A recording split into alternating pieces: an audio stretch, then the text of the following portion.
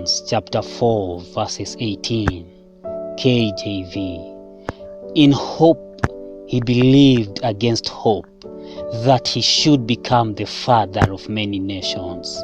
As he had been told, so shall your offspring be. Our message tonight is, even when there is no reason to hope, I can still have hope. It is easier to hope for healing when the doctor tells you you are recovering. It is easier to hope for a job when you go to the interview and you have the qualifications. It is easier to hope for a child when your wife comes home and tells you, I am pregnant. It is easier to hope for a roof over your head when you know at the end of the month you have a salary.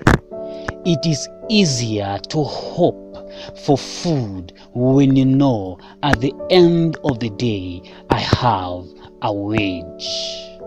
But can you still hope for healing when you have a terminal disease, yet God says, I have healed you? Can you still hope for victory even when people are telling you you are being defeated? Can you hope for food even when you don't have a coin in your pocket? Can you hope for a job when you go to an interview and you are told you are not qualified for this job, yet God says that job is yours? Can you have hope when you don't have the ability for meeting the expectation? Many times as human beings, we hope because we know things are working for our best. But can you hope when things are working contrary to your expectation? Many hope because they have the ability for meeting their needs. But can you have hope when you don't have the ability for meeting that need? Can you have hope when there is no basis, when there is no ground for you to have hope? Abraham, he hoped contrary to hope. He hoped contrary to the environment he was in. Even when there was no reason, even when there was no ground for him to build his hope on, he still had hope. Can you tonight, as a servant of God, have hope when your situations are contrary to your hope? The scripture says that he hoped, he believed in hope, contrary to hope, so that he could become the father of nations.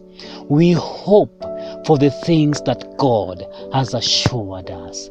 We hope because God has given us a purpose. We do not hope because things are working our way. We do not hope because we have the ability to meet the hope or to meet the expectation that we have. Abraham hoped for a son when Sarah's womb had become dead.